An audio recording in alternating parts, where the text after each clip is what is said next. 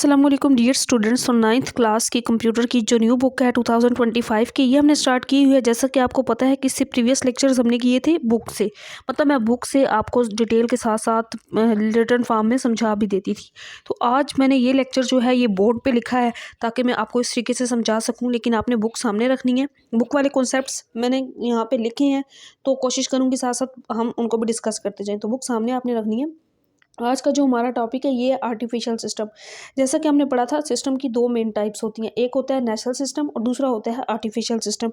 Natural system हमने पढ़ा था कि नेचुरल सिस्टम यानी कि कुदरती सिस्टम, ऐसा सिस्टम जो अल्लाह ताला की तरफ से बनाया गया होता है, कुदरत की तरफ से होता है, उसको हम क्या कहते हैं, नेचुरल सिस्टम कहते हैं। जिसमें हमने डिफरेंट एग्जाम्पल्स देखी। गैलेक्सी की एग्जाम्पल मैंने दी थी आपको, वेदर सिस्टम की दी थी, इसके अलावा प्लैनेट, सन, ये सारी मैंने एग्जांपल्स आपको दी थी। बट आज का जो टॉपिक है ये आर्टिफिशियल सिस्टम। आर्टिफिशियल सिस्टम अगर मैं आसान लफ्ज़ों में आपको खुद से इस तरह बताऊं, डेफिनेशन बुक वाली भी हम देखेंगे, लेकिन आर्टिफिशियल सिस्टम ऐसा सिस्टम होता है जो मैन मेड होता है। इंसान अपनी ज़रूरियात के लिए जो सिस्टम बनाता है ना, अपनी अपनी डिज़ायर्स को फुलफ़िल करने के लिए जो सिस्टम बनाता है, उसको आर्टिफिशियल सिस्टम कहते हैं। अब बुक में देखें, फर्स्ट लाइन में इसकी डेफिनेशन होगी, created and developed by people. तो ये सिस्टम जो है क्रिएट किया जाता है, डेवलप किया जाता है बाय पीपल, बाय ह्यूमन कह सकते हैं हम। लेकिन नेचुरल सिस्टम में हमने क्या पढ़ा था, क्रिएटेड बाय गॉड यानी कि कुदरत की तरफ से, बाय नेचर हमने पढ़ा था। Created and developed by people to fulfil, तो ये बनाया जाता है, डेवलप किया जाता है, इसको सिस्टम को बनाया जाता है बाय पीपल, लोग बनाते हैं, टू फुलफिल पूरा करने के लिए सर्टेन फंक्शन। अब यहाँ पे ये बड़ा इंपॉर्टेंट वर्ड है, सर्टेन मतलब होता है ख़ास फंक्शन, ख़ास काम के लिए। तो देखें कैसे ख़ास काम के लिए, जैसे कैलकुलेटर बनाया गया, कैलकुलेटर भी एक आर्टिफिशियल सिस्टम है ना। कैलकुलेटर बनाया गया कैलकुलेशंस करने के लिए, 2+2 मल्टीप्लाई 2 3, अगर 4 से करें, आप 1000 को 1000 से मल्टीप्लाई करें, तो अगर आप लिख के करने बैठ जाएंगे तो बड़ा एक लंबा प्रोसीजर है, टाइम गेनिंग प्रोसेस है। लेकिन कैलकुलेटर ने ये काम क्या कर दिया, आसान कर दिया। इंसान ने अपनी ज़रूरत के लिए इसको ईजाद किया, कैलकुलेटर को डिस्कवर किया, तो उसका एक सर्टन फंक्शन है, यानी कि एक सर्टन काम है। उसका काम क्या है कि वो कैलकुलेशंस करेगा। इसी तरह इंसान ने मुख्तलिफ़ किस्म के आर्टिफिशियल सिस्टम बनाए, किस लिए, टू फुलफिल सर्टन फंक्शंस, अपने ख़ास काम को करने के लिए, और सर्टन इश्यूज़ यानी कि ख़ास जो मसाइल थे उनको हल करने के लिए। कैसे, देखिए अब इससे कैलकुलेटर से पहले कैलकुलेशंस जो थी वो बड़ी मुश्किल थी करनी, लेकिन जैसे ही कैलकुलेटर आया तो वो कैलकुलेशंस जो थी वो करनी आसान हो गई। इसी तरह अगर हम बात करें तो आज से पहले जो इतने कुछ अरसा 30 साल पीछे चले जाएँ, 40 साल, तो क्या होता था कि मशीनों का कॉन्सेप्ट नहीं था कपड़े धोने वाली। तो ख़वातीन किस तरह कपड़े धोती थी उस टाइम में, वो ये होता था कि हाथ पे कपड़े धोना पानी के साथ। लेकिन आजकल डिजिटल दौर है तो मशीनें भी इसी तरह की आ गई हैं। इंसान ने सिस्टम खुद बनाया है, सिस्टम एक मशीन का सिस्टम है। तो उसमें क्या होता है कि वो कपड़े ईज़िली धुल जाते हैं, ड्राई। जो पहले इतना ज़्यादा टाइम लगता था, धूप नहीं निकली तो सर्दियों में कपड़े खुश्क नहीं होते थे, लेकिन अब क्या है कि मशीनों के ज़रिए वो कपड़े खुश्क हो जाते हैं। इंसान अपनी इश्यूज़ को दूर करने के लिए आर्टिफिशियल सिस्टम डेवलप करता है, क्रिएट करता है अपने इस ख़ास मकासद को पूरा करने के लिए। जैसा कि देखें रेफ्रिजरेटर, पहले ठंडा पानी नहीं होता था, अब बर्फ़ की सहूलत होती है। पंखों की देखें तो पहले हाथ से वो पंखे होते थे, बिजली, ये सारी आर्टिफिशियल सिस्टम के अंदर चीज़ें आती हैं जो इंसान क्रिएट करता है अपने सर्टन फंक्शंस और सर्टन इश्यूज़ को कम करने के लिए, उनको सॉल्व करने के लिए, जो इश्यूज़ वगैरह होते हैं। इसके बाद आपकी बुक में लाइन होगी कि artificial system can be small और लार्ज। तो आर्टिफिशियल सिस्टम स्मॉल भी हो सकता है, लाइक व्हील, एक पहिए की तरह, और लार्ज हो सकता है यूनाइटेड नेशन। यूनाइटेड नेशन मैंने साथ यूएनओ भी लिखा है, ये वर्ल्ड, जिस तरह हम कहते हैं ना WHO, वर्ल्ड हेल्थ ऑर्गेनाइजेशन, तो यूएनओ यूनाइटेड नेशन है। इसमें तमाम मुल्कों की एक यूनाइटेड नेशन बनाई गई है, जिसमें वो मिलकर तमाम दुनिया का, मतलब उसमें मुल्क यूनाइटेड नेशन में शामिल होते हैं, जो देख रहे होते हैं कि मुल्क को किस तरह चलाना है। उसमें तमाम जो मसाइल होते हैं उनको डिस्कस किया जाता है। तो यहाँ पे दो सिस्टम्स की बात की गई है कि आर्टिफिशियल सिस्टम बहुत छोटा भी हो सकता है, लाइक व्हील, एक पहिए की तरह। व्हील का मतलब होता है पहिया। बहुत बड़ा भी हो सकता है, यूनाइटेड नेशन की तरह, जिसमें मुख्तलिफ दुनिया के तमाम ममालिक शामिल होते हैं। अब यहाँ पे समाल उसने व्हील एक सिस्टम है। देखिए, दो पहिए हो तो एक साइकिल चल सकता है, चार पहिए हो तो रेडी चल सकती है, गाड़ी चल सकती है। तो ये एक सिस्टम होता है, इसको हम व्हील को एज अ समाल सिस्टम के तौर पर बुक में बताया गया है। यूनाइटेड नेशन, जिसमें यूएनओ एक इदारा है जो तमाम मुल्कों को मिलाकर बनाया गया है, उनकी डिफरेंट सिचुएशंस को देखने के लिए कि मुल्क को चलाने के लिए क्या क्या चीज़ें करनी पड़ेंगी। तो इस तरह ये एक उसने यहाँ एग्जांपल दी है कि ये आर्टिफिशियल सिस्टम बहुत छोटा भी हो सकता है और बहुत बड़ा भी हो सकता है। छोटा किस तरह हो सकता है, लाइक व्हील, और बड़ा किस तरह हो सकता है, लाइक यूएनओ, यूनाइटेड नेशन जो इदारा है इसकी तरह। इसके बाद अब सिस्टम डिज़ाइन किस तरह किया जाता है, इसके अंदर क्या क्या प्रॉपर्टीज़ होती हैं इसकी, ये शॉर्ट क्वेश्चन भी बन सकता है। ये मैंने इसके आगे पॉइंट्स भी बना के लिखे हैं इनको, तो one by one in points को भी डिस्कस करेंगे। इसका आर्टिफिशियल सिस्टम डिज़ाइन किस तरह किया जाता है। यहाँ से आपका क्वेश्चन ये बन सकता है कि आर्टिफिशियल सिस्टम को डिज़ाइन क्यों किया गया, इसका क्या पर्पस है, इसका क्या मकसद है, इसको डिज़ाइन करने के पीछे क्या रीज़न है। तो ये एक शॉर्ट क्वेश्चन भी बन सकता है। सिस्टम डिज़ाइन में पहला जो पॉइंट है ये है to deliberately to perform task. Deliberately का मतलब होता है जदीद। देखिए ना, अब सिस्टम को इस तरह से बनाया जाता है कि वो अपने जो टास्क होता है ना, उसका काम होता है, उसको अच्छी तरह परफॉर्म कर सके। जैसे कैलकुलेटर किस लिए बनाया गया, कैलकुलेशंस के लिए, नंबर्स की।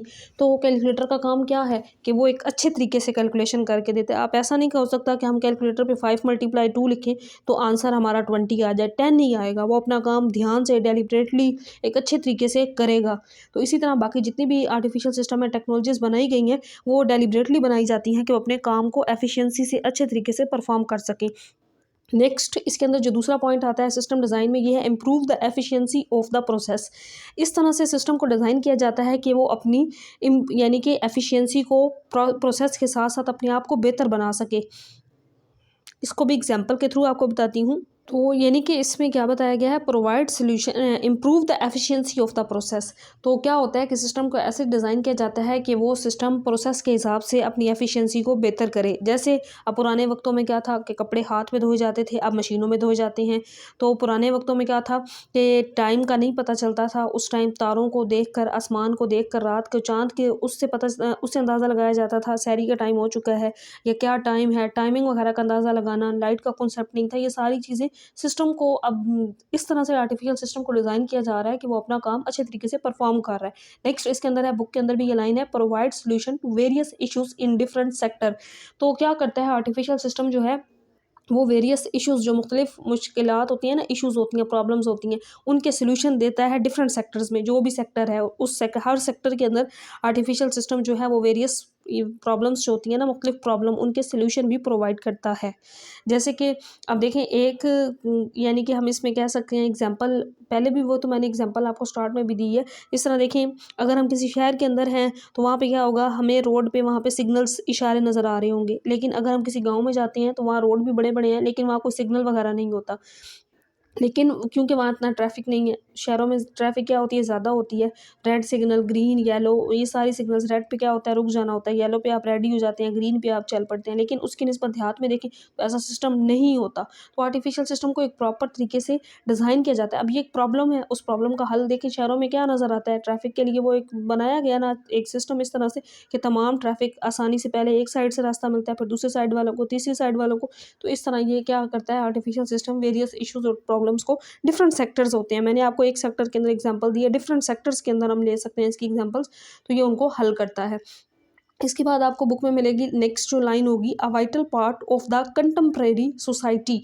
तो ये एक कंटेम्प्रेरी यानी कि एक जो जदीद सोसाइटी होती है ना, उसके अंदर एक वाइटल, एक बहुत अहम रोल प्ले करता है। कैसे, ये भी एक क्वेश्चन बन सकता है कि आर्टिफिशियल सिस्टम कंटेम्प्रेरी सोसाइटी के अंदर वाइटल रोल कैसे प्ले करता है।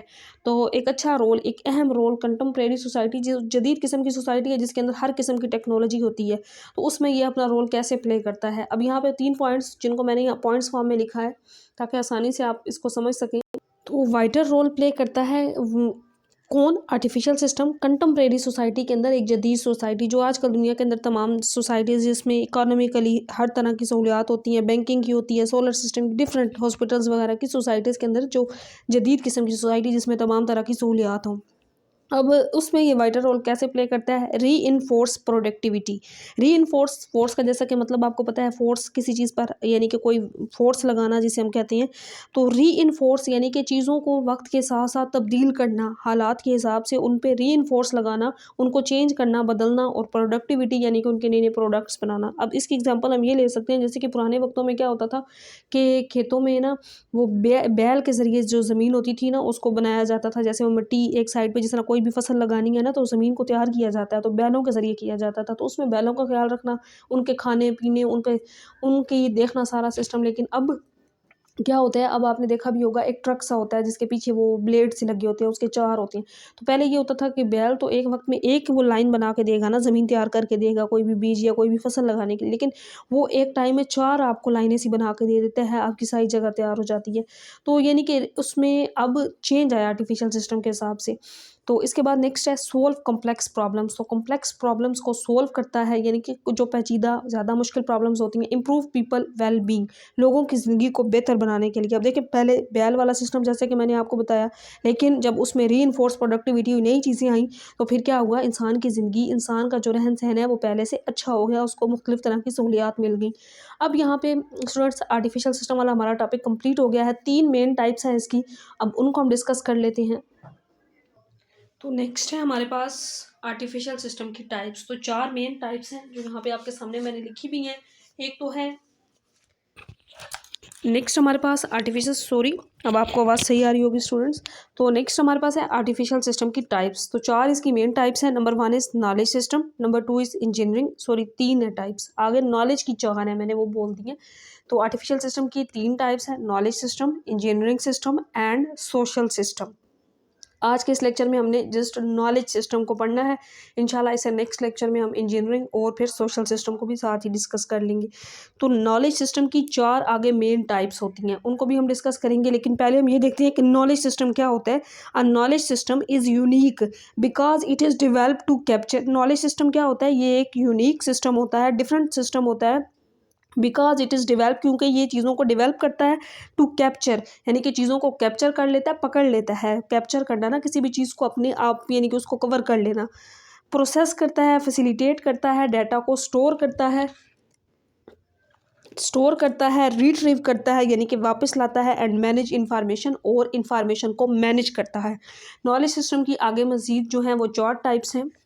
Number 1 is mathematics, logic, number 2, number 3 is database and number 4 is IMS, information management system. इसको मैंने आईएमएस लिखा है, इसका मतलब क्या है, इंफॉर्मेशन मैनेजमेंट सिस्टम, क्योंकि ये इसकी एब्रीवेशन पूछी जा सकती है। तो मैथमेटिक्स में क्या होता है, इसके अंदर मैथमेटिक्स एक नॉलेज की एक ऐसी फील्ड है जिसके अंदर हम क्या करते हैं, प्रॉब्लम, इसमें डिफरेंट प्रॉब्लम्स हो सकती हैं, नंबर्स में, अमाउंट्स में, फॉर्म्स में हो सकती हैं, स्ट्रक्चर्स में हो सकती हैं, उनके डिफरेंट पैटर्न्स हो सकते हैं। तो मैथ में हम इन चीज़ों को डिस्कस करते हैं। लॉजिक में क्या होता है, बेसिकली थिंकिंग होती है, थिंकिंग प्रोसेस होता है इंसान का। लॉजिक क्या है, एक नज़रियाती मॉडल होता है, इसको हम कह सकते हैं कि ये एक थिंकिंग मॉडल होता है, जो क्या करता है, इसके अंदर मुश्तमिल होता है डिफरेंट कॉन्सेप्ट्स पर, स्ट्रेटजीज पर, जो क्या करता है, आइडेंटिफाई करता है, एंड असम्बलिंग रैशनल यानी कि अक्ल को इस्तेमाल करते हुए इसके अंदर तमाम प्रोसेस चल रहे होती हैं। इसमें बेसिक क्या होता है कि थिंकिंग प्रोसेस होता है, and practice of critical analysis, तनकीदी नज़रिया होता है, क्रिटिकल।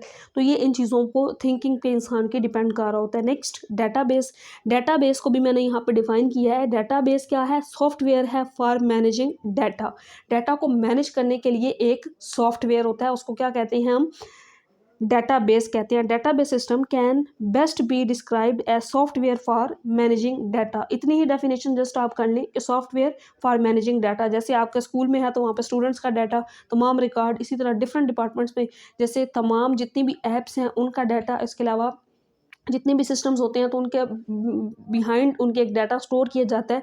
तो वो एक ऐसा सॉफ्टवेयर होता है जिसको हम डाटाबेस कहते हैं, कि वो तमाम तरह के डाटा को मैनेज कर रहा होता है। अब यहाँ पे आपकी बुक में इसकी 3 एग्जांपल्स भी होंगी, तो एग्जांपल्स भी मैंने यहाँ पे लिखी हैं, अगर आपको सही से नज़र आ रही हूँ तो मैं साथ साथ बोल भी देती हूँ, क्योंकि जो चीज़ें सही नज़र नहीं आ रही होंगी उनको मैं साथ साथ बोल भी रही हूँ। तो 3 एग्जाम्पल्स हैं यहाँ पे। First, number 1 is MySQL, number 2 is NoSQL, number 3 is इसमें है, ये जो एग्जांपल है ये है MongoDB।